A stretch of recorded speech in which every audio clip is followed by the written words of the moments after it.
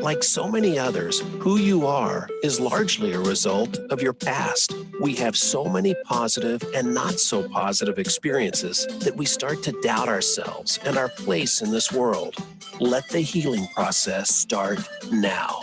Welcome to Shift Happens with Karin Weary and co-host Ida Serena Lee. When you start to focus on healing from the inside out, you'll learn so much more about your own health, your well-being, and your state of mind. Once you've started on that, the rest gets a little bit easier every day. Now, here is your host, Karin Weary and Ida Serena Lee. Hello, everyone, and welcome to Shift Happens. I am super excited, as I am every Tuesday, to see you and hear you and have interesting, life-changing conversations. I am your host, Karin Weary, and when I'm not hosting Shift Happens, I am a licensed marriage and family therapist and breakthrough life coach. What that means is that I can work with you no matter where in the world you are as a coach, a breakthrough life coach. That doesn't keep me restricted to one state, which is a beautiful thing. And I do work with people virtually. So obviously, if I'm working with people for everywhere and anywhere. And one of the things, well, today's topic is how loss can shift you into the greatest version of yourself, which may sound like a contradiction, right? I mean, because here's the thing that I think most of us resist loss in any possible way that we can, because it's uncomfortable, it's sad, it's scary, it can put us on the edge, and there are many different types of loss, and so many times uh, people think of loss just in one way, but as in when somebody dies, when somebody passes on, we certainly in our culture do not like or embrace, if you will, death. I mean, not like, I mean, it's just a part of life, and we really do a lot to push that away as much as possible, and sometimes I think even almost torturing people who are at their end of their life by trying to do every possible thing to keep people who really have not a lot of hope of having any quality life. That's just my personal opinion. So y'all have whatever opinion you have. Um, but and that this whole resistance to loss, and it's hard, and it, of course, every loss I have experienced, some people haven't had significant loss or any loss and have been lucky through their entire life to not have loss, but I have experienced personally loss, many different kinds of loss when it comes to death, with the most significant one being my earliest one at a very early age, at the age of 5, where I lost my father, and I was totally, entirely, oops, sorry, I'm trying to change the, no, sorry, I'm playing around with my view here, sorry. Um, so, which was my personal biggest loss because I was totally a daddy's girl. I adored my dad. Like, it's not even funny. So so losing him really totally, talk about a complete change of everything in my life, because not only did I lose my dad, we then shortly thereafter we lived in Houston, Texas, then about 6 months later moved to Denmark, whole different country, whole different language, basically lost my home, lifestyle, culture, friends, language, school, everything. So everything was new, just like that. And, if you think about it, it was a pretty good time for that to happen because starting school and then having to learn a new language, it's a lot easier to learn a new language in kindergarten than it is in fifth grade or high school. At least, I'm not having to catch up to a higher level of vocabulary and whatnot. But that doesn't mean that it wasn't hard. And then having experienced different loss with different people in my family, like my uncle was different than my father, my grandmother was different than my uncle and my father, my mother's best friend, who I wanted to be my grandmother, when she died, that was a different loss altogether. So everyone feels different. And, and so and here's the other thing with one of my other little pet peeves is how we in our culture love to tag diagnoses on every little thing. It's like, oh, I'm depressed. Oh, this person is a narcissist. I did a whole show on on narcissism and how people really love to. Right now, narcissism is kind of like the catchphrase, and we kind of go through different trends of different the diagnoses that people in the regular population like to put on people. So when people talk about being depressed after a loss, I like to change that around and say, well, you're not depressed, you're grieving. Grieving is a process, and it's a normal, natural process that, just happens, and it's something that we go through, and it doesn't feel good. It's like being on an emotional roller coaster. We're all over the dang place. One minute you feel like, "Oh, I got this," and then 2 seconds later, you hear something, there's a memory, something triggers you, and then next thing you know, you boohoo crying and feel like you're back down in the deepest, darkest, cellar, and, so it doesn't feel good, but you're not depressed, you're grieving. And there is a difference because depression, well, you can feel kind of down and gloomy and sad and whatnot. And then you can be clinically depressed, which is, a whole different story. So I think it's important to really distinguish between the two because, and one of the reasons why is also because with a clinical diagnosis, many people also run to doctors, MDs for medication, and they're happy to provide it and prescribe it, uh, without a whole lot of looking into what's really going on and coping skills, because that's not what they do. That's not what they're trained to do. But we as a population tend to be trained to run to the doctor whenever we feel something we don't like. And there are parts of life that don't necessarily feel very good. And that is what this show is all about. What do we do in those times when life hands us a lemon or maybe a big truckload of freaking lemons, right? and and how do we get through that truckload of lemons and maybe, create a whole lemonade stand that becomes a big hit, right? So, as opposed to drowning underneath the truckload of lemons and getting squashed because it can go either way. And so loss can be a lot of different things. I started off with death as one form of loss, but certainly other. I'm going to list some other losses: divorce, a breakup, separation, the different levels and stages of divorce, um, job loss, whether it's that you voluntarily choose to leave, or whether, yeah, if you work someplace where they're doing job cuts, you're being laid off, you're being fired. If you work somewhere that works on grants and they lose the grants and then you lose your job. Um, if you move, whether it's a short move or a big giant move, whether it's to another state, to another town, to another country, all of those. Friendships. Sometimes we lose really good friends. I've done all of that. I've had the job loss. I've voluntarily gone left places. Sometimes it was not so voluntary, but it was me. I have not been fired ever. Certainly, of course, had breakups and divorce. I have had, gone through divorce, lost some really deep and close friendships, which was painful, and changed careers. So those are some big losses that also really is like grieving. You can grieve the loss of a job. You can grieve the loss of a really deep, long-term friendship.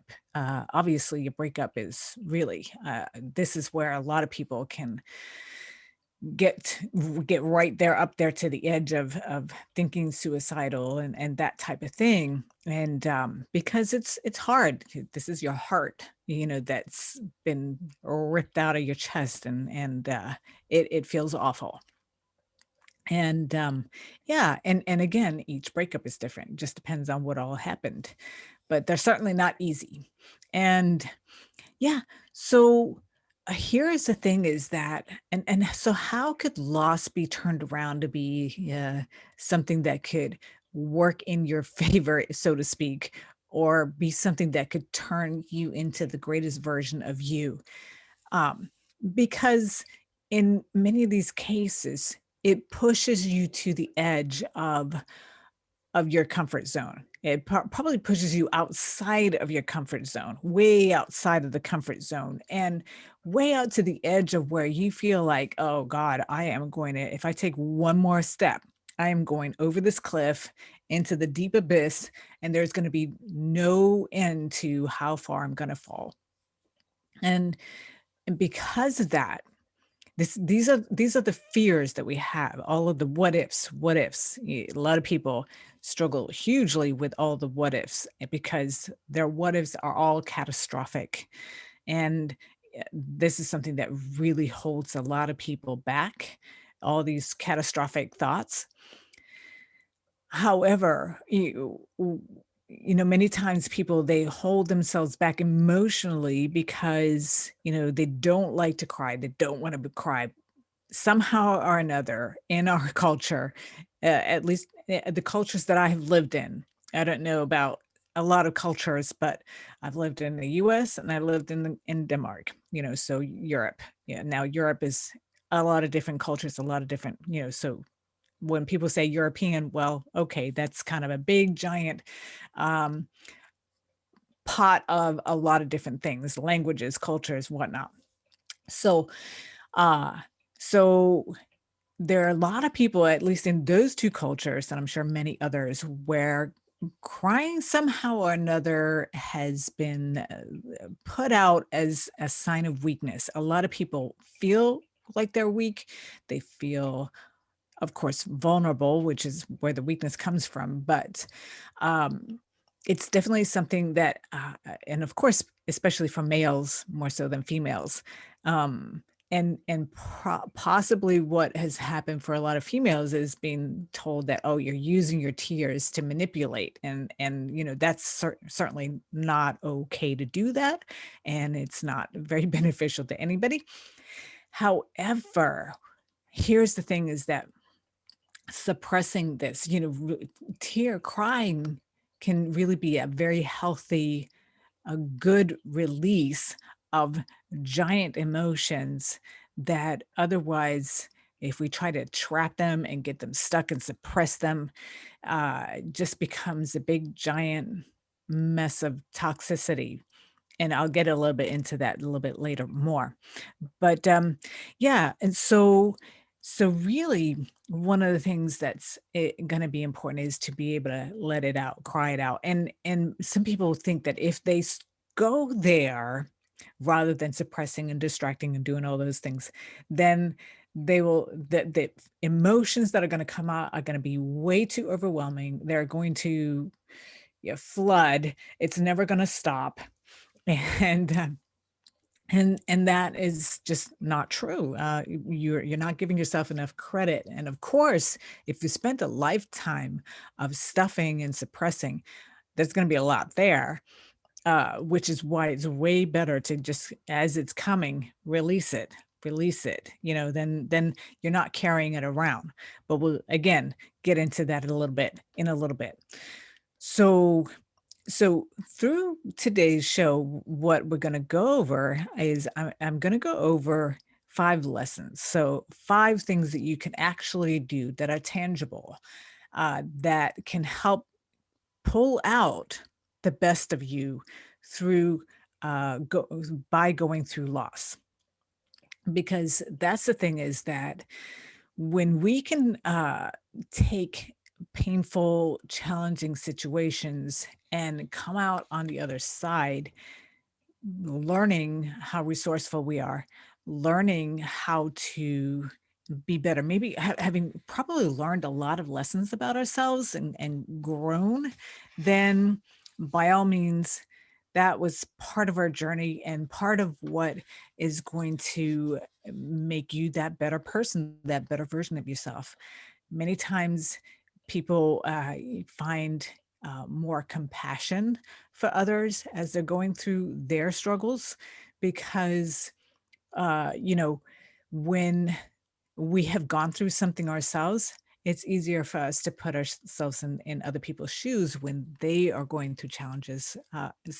There are a lot of people who really struggle with understanding how other people feel because they haven't been through some of these things themselves. And that doesn't mean that you have to have gone through the exact same situation in order to understand how other people feel, because you can. And this is where really learning listening skills is it becomes super important because what when you really learn to listen, you can take what people are saying as face value and then learn what it is that they're going through and trust that they know what they're talking about. Some people are like, oh no, you just need to y- go out and have a drink, you just need to leave that behind. Well, if it was that easy, believe me, they would have done it. um So, yeah, so as we go through the next segment, because we're getting ready in just a little bit to wrap up the first segment of this show, then we're going to talk a little bit about, the 5 lessons. So, of that you can take you through this loss and find the better, greater version of you, and in a way that it's tangible, that you can go ahead and write this down. I would recommend that you pull out some pen and paper and write this down and then start to practice some of these things, because a lot of these things are practices that you can use on a daily basis. And the more that you put these practices to use, the more they just become natural, and it's going to be a lot easier. And also you can prevent some of the loss. There's some losses that you can prevent, like big job losses and such. There are others that's just part of life. Death is part of life. You might be able to prevent divorce. You might be able to prevent loss of friendships. Some friendships and some marriages do need to break up. Some friendships do need to move on. Sometimes people are in your life just for a period of time. So, yeah, you will definitely want to come back so that you can, and make sure while you're having a break here that you go grab some pen and paper so you can write these 5 tips down that we're going to go over. And in the meantime, where you can find me on my website, insightscounselingcenter.com. You can find me on Facebook under Karen Weary, or you can find me under Insights Counseling Center. I also would love to invite you to my private group, Becoming Limitless Master Anxiety, which is on Facebook. And because I do a live there every Tuesday, and we have a lot of good information over there. So I would very much invite you to come join us over there, get to know us. We have a great community in there. And that's something that I think is much needed always, but especially right now. And and you can always reach out to me in those places and communicate, ask questions, give feedback. And we do have a Shift Happens Facebook page as well, where we also welcome you to go and reach out and have feedback. Let us know what you want to hear about and what your experiences are. So we love all of that. We will be right back after these few messages. And we're clear. You are listening to Shift Happens with Karen Weary and Ida Serena Lee. Do you have a question or comment about today's program? If so, we'd love to hear from you. Call in to the live show at 1 866 472 5792. That's 1 866 472 5792. Or send an email to karinw at insightscounselingcenter.com. Remember that Karin is spelled Karin. Now, back to Shift Happens. Hello and welcome back to Shift Happens. I am your host, Karin Weary. I am a licensed marriage and family therapist and breakthrough life coach. And what that means is I can work with you no matter where you are. And when I work with people, I really, I got the name Breakthrough Coach because we make some serious breakthroughs when I work with you. Uh, because what we do, I call it the 4 C's of empowerment. First, what we want to do is we identify, well, I identify what are the big pieces that we need to clear out of old stuff that, whether it's recent old or old, childhood old, kind of gunk that's just clogging up the pipelines of our emotions and body physically as well. And we blast that out, not, in the special way that I do. And because after that happens, now we have flow. Now the chi, the emotional chi, the energetic chi, and all that can flow. And now you gain clarity. So that's the second C. And then after that, with that also comes confidence. It's just so beautiful to see the confidence showing up and rising in people. And it just comes organically as part of this whole process. And from there, now, because we blasted out all the old blocks and we have clarity and we're gaining confidence, now we can get the crypto crystal clear vision of the things that you've been wanting to do but couldn't get to, the places and the areas of your life where you kept banging your head against the wall. So this is something that's great for, whether you're an athlete, you've had you're having some emotional blocks, or you had an injury or something like that. We can help you through that. Or if you're an entrepreneur, a business person, you just feel stuck. Or if it's more in your personal life, it works in all those areas.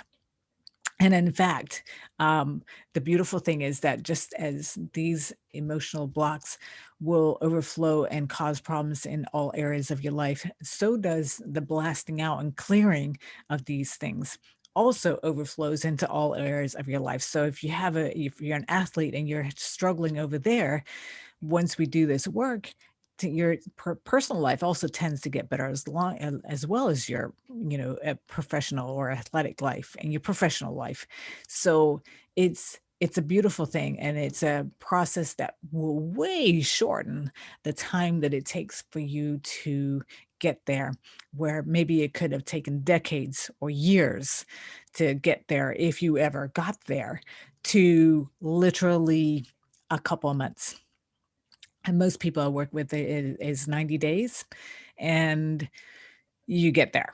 So, that's the thing. We don't have, and today's topic is how can loss shift you into the greatest version of you? And talk about shortening and taking time and really investing in yourself and getting you where you want to be as quickly as possible. And that's what we can accomplish when you decide to work with me. And so where can you find me? You can find me on LinkedIn. You can find me on my website, Insights Counseling Center. You can find me on Facebook under my name, Karin Weary, under Insights Counseling Center Facebook page, under Shift Happens Facebook page.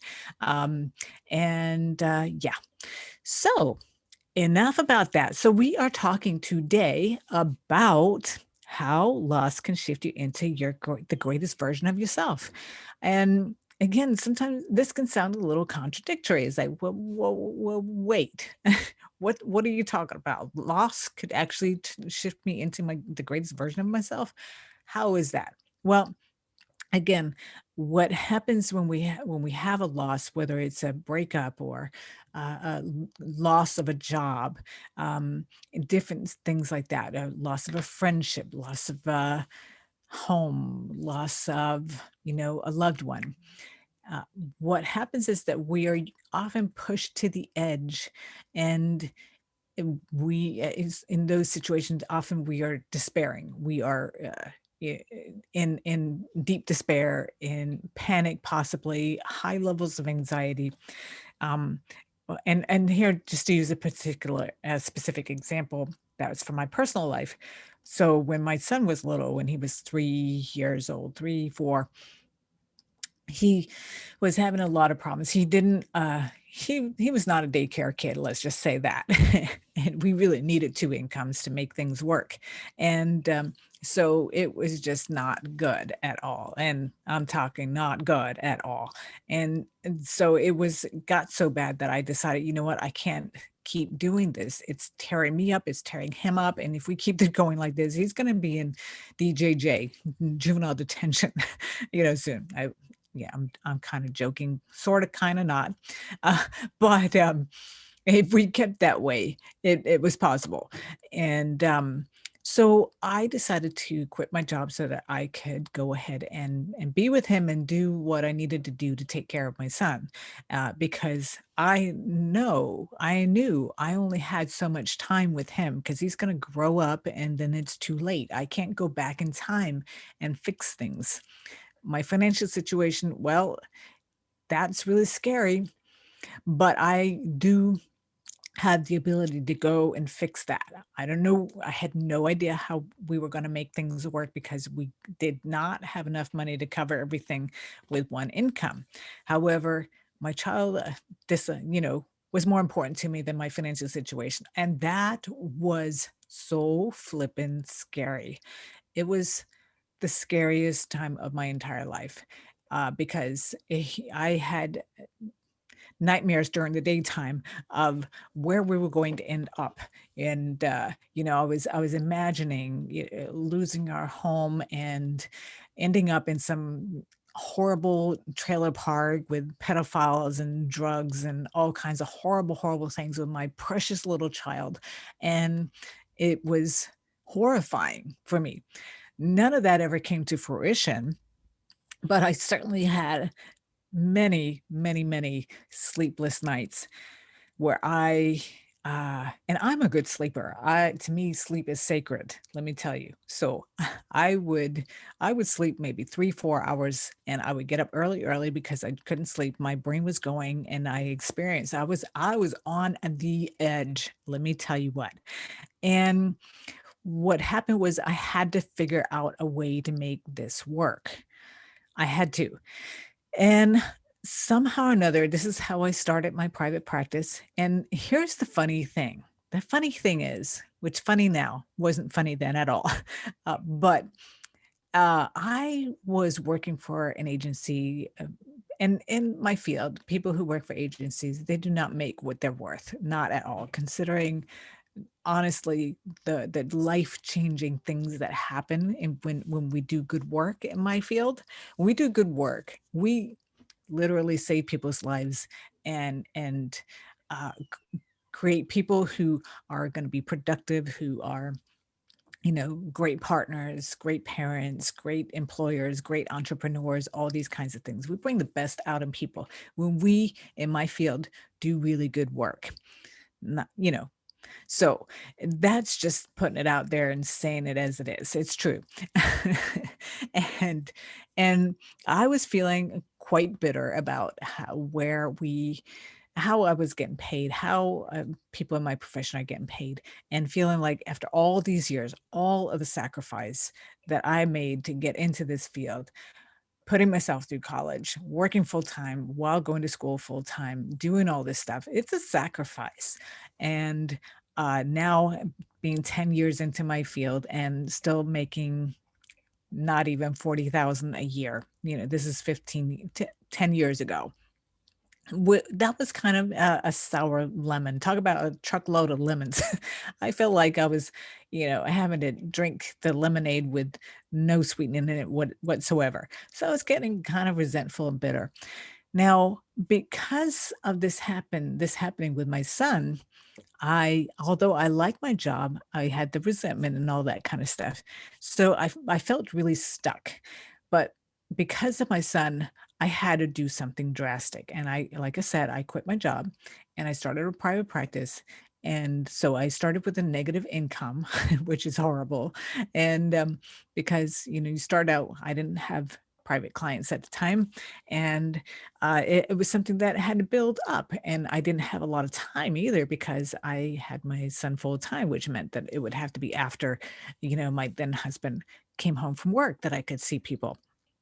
So anyway, long story short, uh, I discovered how resourceful I am because what happened was I found a lot of different ways. This was also during the housing crisis, right at that time. So yeah, I found ways to work with our mortgage, get us into a hardship program, all this kind of stuff, while getting my son to a better place where he was able to go back to school, had him in a beautiful Montessori school. He got better. I got better. My business got better. And I was now free out from underneath the agency where I felt so underappreciated, so underpaid, so all of this. And I would much rather have the freedom. eh, All as scary as it is to be an entrepreneur, can be.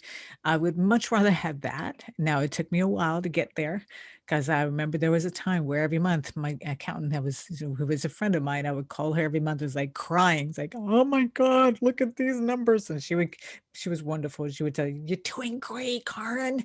You got this. And everything is fine. The numbers look good. And it was absolutely terrifying.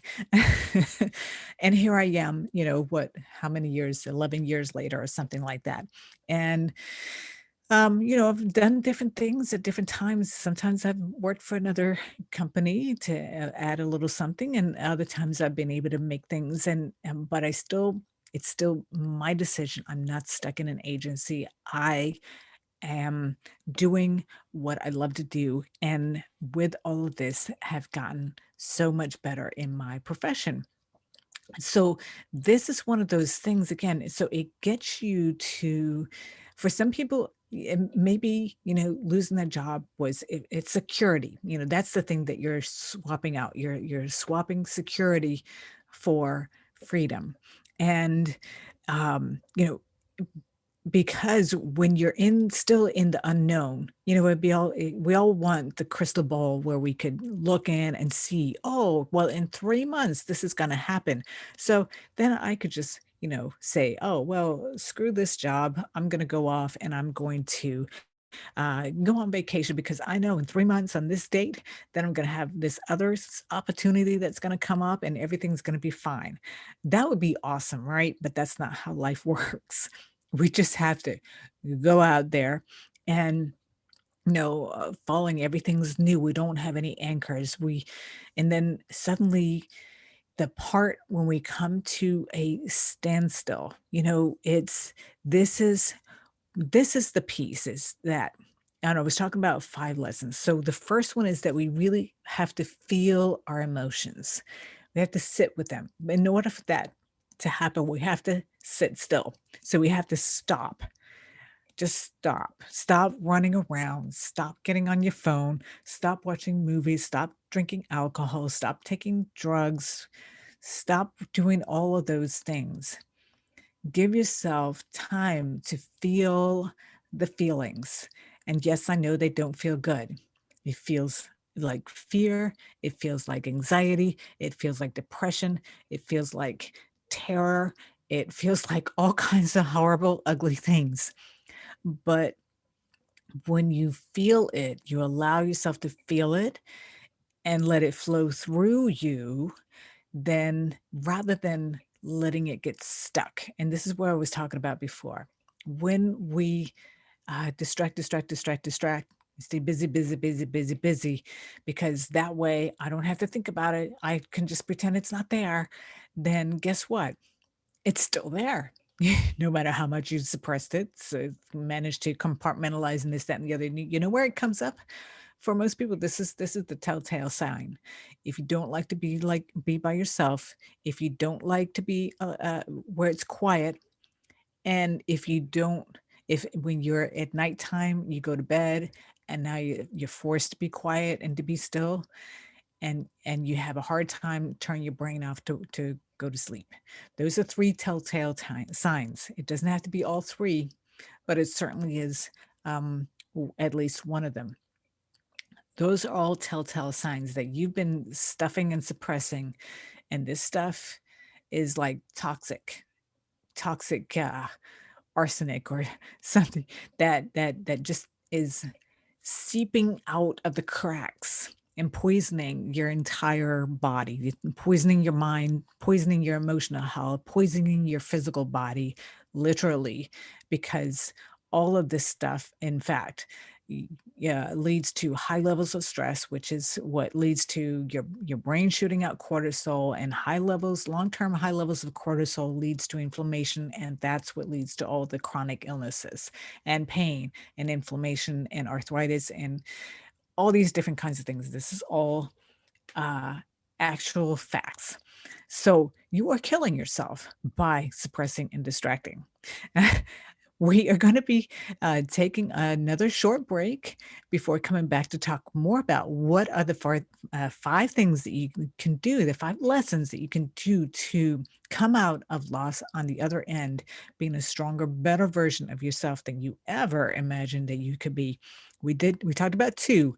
One is feel your emotions, sit with them. I know it's hard, and stop distracting yourself. That's part of it, so obviously, if you're running around distracting yourself, you can't stop and sit still and feel it. So you got to feel the yuck. And so again, I encourage you to, if you want to become the better version of yourself, I invite you to come join us over on the Facebook page, private page, um, Becoming Limitless Master Anxiety. And you can always message me in every which way on Facebook, LinkedIn, and reach out to me if you have any questions, feedback, or about how to work with me individually, or just in general have feedback or questions. I love to have your feedback and answer questions to the best of my ability. We will be right back after these few messages. All clear. All right. You are listening to Shift Happens with Karin Weary and Ida Serena Lee. Do you have a question or comment about today's program? If so, we'd love to hear from you. Call in to the live show at 1-866-472-5792. That's 1-866-472-5792. Or send an email to karinw@insightscounselingcenter.com. Remember that Karin is spelled Karin. Now, back to Shift Happens. Hello and welcome back to Shift Happens. Yes, we do make shift happen in your life every week. And I am your host, Karin Weary. I am a licensed marriage and family therapist and breakthrough life coach. Because when we work together individually, then you will have the breakthroughs of a lifetime. So if you are in a place where you feel like you're stuck in some place in your life, whether it's in your intimate life, in your personal life, social life, in your business life, or if you're an athlete, any of those situations, uh, what we do is when we work together, we will shorten that recovery time and get you blasted into the person that you want to be in a few short months. So, and you will have a huge breakthrough right in the very beginning, because that's what we go for. When I work with people, I go for the breakthrough right away. And then from there, it's just fine tuning and really getting you going on your path. So there you go. How do you reach me? You reach me on my webpage, insightscounselingcenter.com. You can find me on Facebook, LinkedIn, and yeah, so there it is. And I love to hear from you always. Now, today, speaking of becoming your best self, We are talking about how loss can shift you into the greatest version of you. Isn't that amazing? And here is where we can really, when we are in a place, because loss is really, really hard, it's really scary, and it is something that is challenging, and it some people get stuck in there, and some people get stuck in there for life. I am serious. When we have wounds that we don't take care of and heal, people will stay stuck in that forever or take decades to get through. And you know what? To me, time is the most precious thing that we have. That's the most precious commodity. So I don't have time to spend my entire life getting to some place, which is why I've dedicated my entire life to finding the best, quickest ways to just blast through this and get to growth and health as quickly as possible. Because, as I was talking about with my son when he was little, I didn't have, decades to figure things out. When he was little, 3 and 4 years old, I had, like, a short window of time to really go in there and help get him in a good place, because when you do that work when they're little, then the rest of you set the trajectory, and it's so much easier from there rather than waiting until they're teenagers. Really, it's almost too late by then. You really have to go in and do this when they're little. And so, yeah, so we were talking about the 5 lessons. Is first is people don't like this, but that's okay. This is tough love, y'all. I'm not here to sugarcoat things. It just is what it is. You have to feel your emotions. You have to sit in them and feel it, even though it's yucky and it's painful. But you know what? The beautiful thing is when you feel your emotions and you sit in them, they won't stay. If you don't feel them and you ignore, you distract, you do all that, you push, suppress, oppress, whatever, you will feel them forever. They will be popping up somehow or another. They're going to be squeezing through the cracks of all those little compartments that you come with them. It will cause you problems for your entire life. I guarantee you it will. It will cause problems in your relationships. You'll have miserable relationships. You'll be causing problems in relationships that could be beautiful, uh, beautiful, healthy relationships. You'll screw them up by not doing this. And in order to really sit and feel your emotions, you have to stop distracting. You just have to stop it. Take that time out. Allow yourself that time, because again, these suppressed emotions, when they're built up, they become toxic. It's like poison to your mind and your body. So number 3 is meditate, let go. There's a lot of different ways of meditating. You can sit and meditate and be quiet, but you can walk and meditate. You can bicycle and meditate. You can do a lot of different things. You can work out and meditate. It really is more about being mindful and breathing, and it's not always about emptying your mind. A lot of people think that that's what meditation is. It is not necessarily. Again, there are many different kinds of meditations. So it's more again about you know uh breathing, being present, allowing what's coming up to come up. If you need to cry, cry, let it out. It's a release. I am telling you, you're going to feel so much better, and you are not weak for crying. Let me just put that out there. I hate that whole mentality of crying is weakness. No, it is not.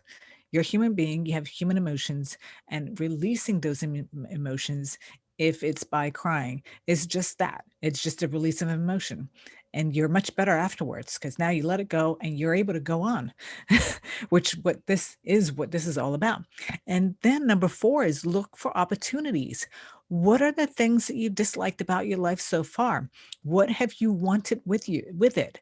So for a specific example, as I talked in the last segment, I was talking about how when I was working for agencies and I was underpaid for my degree and for my experience and all of that, and, so I was getting really resentful and I felt really stuck. I felt like there's nowhere for me to go. And it was really frustrating. So by my son being where he was, doing the behaviors that he was, which led me to quit my job because I felt like I needed to go and focus on him, and which then helped me start my private practice. And now I was in charge of me. I was in charge of my career, my business, my time. I didn't have to ask for permission if wanted to go on a field trip with my son. I didn't have to ask for permission and to spend time with him. I scheduled my schedule around him. And that made me feel good as a mother, that made me feel good as a professional. I was better able to be there for my clients as well as my son. Um, and so those are some of the things that I wanted. So what are the things about your life or your relationship? Like if you've been in a bad relationship, then what are the things that if maybe you were walking around on eggshells in this relationship because this person that you were with was toxic. And so now that you're not in this relationship with this person, or maybe you were more interested in that person than they were in you, well, guess what? That just opened up. As much as it pains you now, it opens up now the possibility and space for somebody who will appreciate you, for somebody who does want to be with you in the way that you want to be with them. It opens up the ability to have peace again, that you don't have to walk around on eggshells. You can go about your life exactly the way you want to. So look for these things that you didn't have in your life that you now do. Maybe the money was good in the job that you had, but you felt stuck. Maybe you were miserable. Maybe you didn't feel like you had purpose. So what now is it that is in your purpose? Because I certainly found purpose in you know in what happened after I left my job. I have huge purpose. I wake up every morning and I love what I do every day. Do I sometimes want a day off and a break? Yeah, of course. But the work that I do is incredibly meaningful to me. I know every day that I've made a difference in somebody's life, and that feels really good. Um, and five, step into your future self. So this is something that I've more consciously just started to work on myself lately. I've tried it before, but it can be a little challenging. So whatever the future self of you is, how do you look? How are you dressed? What does it feel like? Are you driving a luxury car? Are you living on a home on the water? Do you have your perfect partner with you? How does it feel? What does your body feel like? Are you in the best shape of your life? What is your energy like? All those different kinds of things, and literally step into that space. Like, okay, my bank account is overflowing with money. I feel healthy. I'm energized. I'm cut. I'm built. I'm healthy. I'm radiating, perfect health and beauty because I'm so healthy and so happy and so joyous. I'm living the best life ever. And really step into that as though you are trying this on, like like an outfit that you're trying on, and do this. So this is really powerful because as we do this, emotions are like magnets. We start to magnetize things, people, opportunities to us as we begin to think this way, because we are now radiating some other kind of energy out. And this is something that, you know, what we start to do is, instead of rowing against the stream, upstream against the current, we're now turning our boat around and we're allowing ourselves to flow with the current. And let me tell you what, that is so much easier than rowing against the stream, right? Um, we tend to overcomplicate our lives. And so this is also something where we can begin to take out all the superfluous stuff. Uh, how much do we really need? Uh, with regards to material things and people and all that stuff. Maybe you don't need 100 friends. Maybe just a handful of really close, good friends are what you need and what will keep you happy. Um, maybe you don't need a big giant house mansion, and so that's the other part. What parts of your life is working really well and give you joy? Now, so just remember those things, and I would recommend that you go ahead and practice those on a daily basis because that will truly turn you into the greatest version of you. Because guess what? You all have special talents that the world needs, and we can't get to them unless you have made the best version of yourself. So go out there, put these 5 tools to use so that you can go out and shine your beautiful inner light. And we're